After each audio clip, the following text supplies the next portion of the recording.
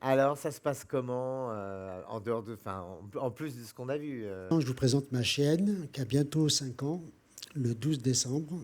En fin de compte, elle, c'est une chienne résiliente. C'est la dernière de la fratrie. Oui.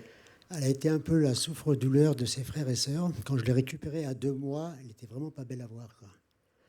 Et dans la période Covid, post-Covid, j'ai pris soin d'elle. On vivait dans la Drôme et elle a repris du poil de la bête toute seule, finalement. Elle s'est auto-éduquée, elle s'est auto-déterminée, comme on dit.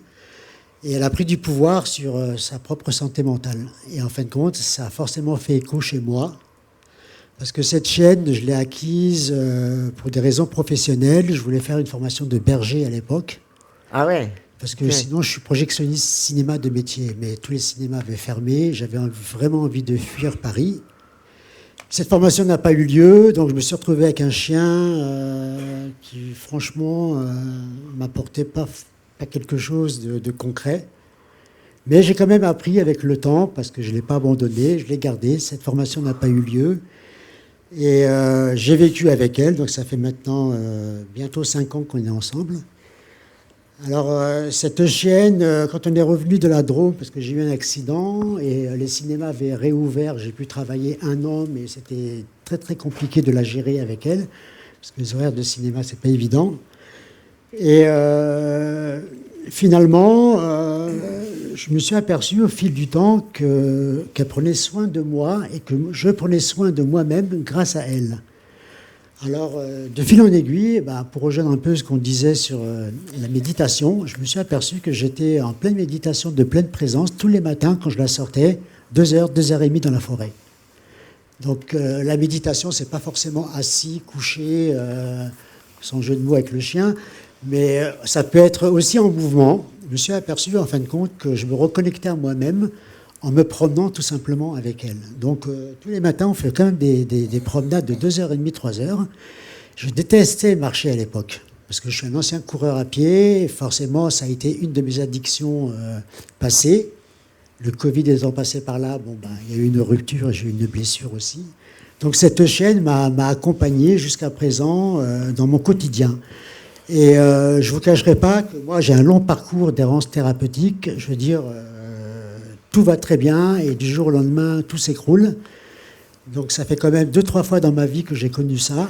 Donc là c'est la troisième fois. Et pour m'en remettre, en fin de compte, je me suis aperçu que mon chien était présent, qu'il était là dans l'action même. C'est-à-dire qu'au quotidien, je fais attention à mon bien-être, parce que forcément, elle le sait, et j'ai pas envie qu'elle en pâtisse, quoi. Donc, elle m'a appris à rester sur ce chemin du rétablissement. Et donc, malgré moi, cette méditation que j'ai fait au quotidien, parce que c'est vrai que bon, les techniques de respiration, je les connais. C'est vrai que quand j'ai des crises d'angoisse, je me centre sur ma respiration, je prends conscience que je respire et ça m'aide à éviter de penser à tout ce qui peut m'angoisser. Mais c'est vrai, bon, ça dure 5 minutes, 10 minutes, et des fois j'oublie que je dois le faire et je le fais plus. Alors je me dis, mais ça va pas, mais en fin de compte, j'ai arrêté de respirer. Et des fois, je suis en apnée, je respire plus. Et je me reprends. Et en fin de compte, j'ai appris à respirer avec ma chienne, comme je vous dis, en balade. Donc respirer avec la nature, respirer avec ce qu'il y a autour de moi. Et finalement, cette époque post-Covid, où il a fallu que je remonte après à Paris, que je retravaille plus. En fait, quand j'ai perdu mon appartement, j'ai perdu beaucoup de choses qui font que pour me reconstruire socialement, c'est très compliqué avec le chien. C'est que trouver un logement, bah, c'est presque impossible. Moi, je suis officiellement hébergé, domicilié chez ma maman. Mais quand je veux essayer de, de mettre en place un dossier pour trouver un appartement, je ne suis pas sectorisé, donc ça se passe dans un autre département, donc on ne peut pas recevoir ma demande. Et en fin de compte, je tourne en rond. Alors déjà, l'appartement, bon, ben, je me contente de ce que j'ai parce que j'imagine qu'il y a des gens beaucoup plus en difficulté que moi. Pourtant, j'ai été à la rue avec ma chienne aussi.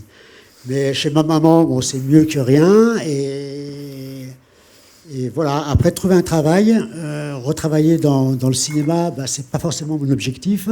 Parce que ma chaîne, bon, je dois être là pour la sortir, pour m'en occuper. Et je finis par culpabiliser de ne plus l'avoir avec moi, quoi.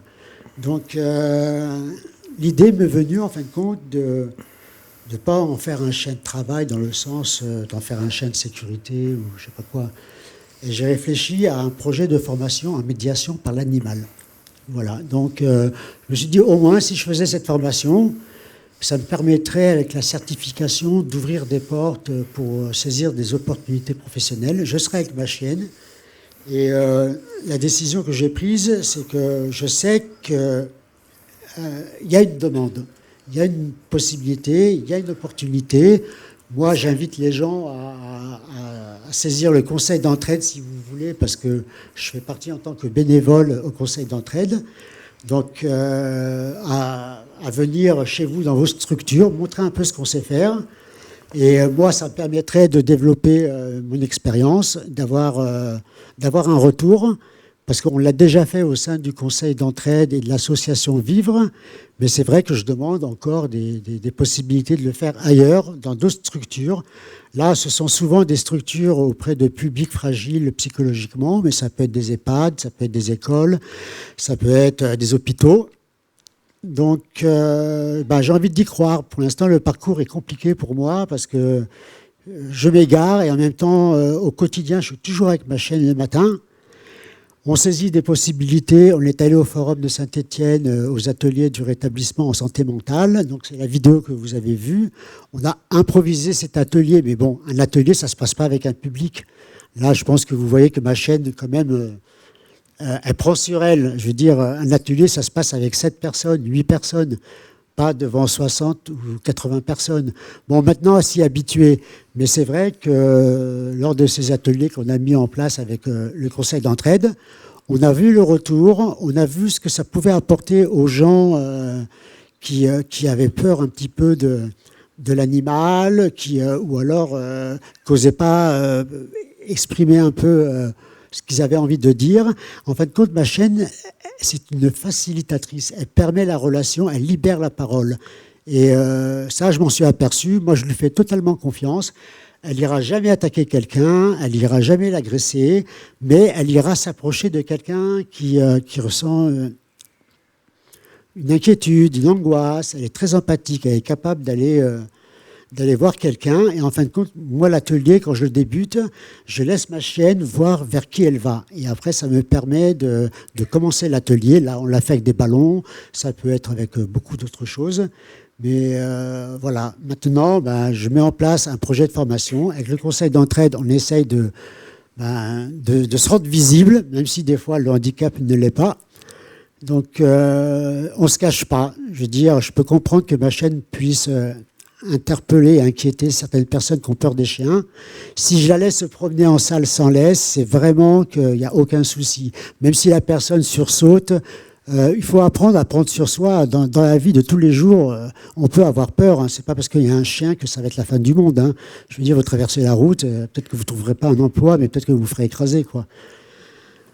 Donc voilà, je suis désolé pour les gens qui avaient une appréhension sur le chien, mais c'est aussi le but.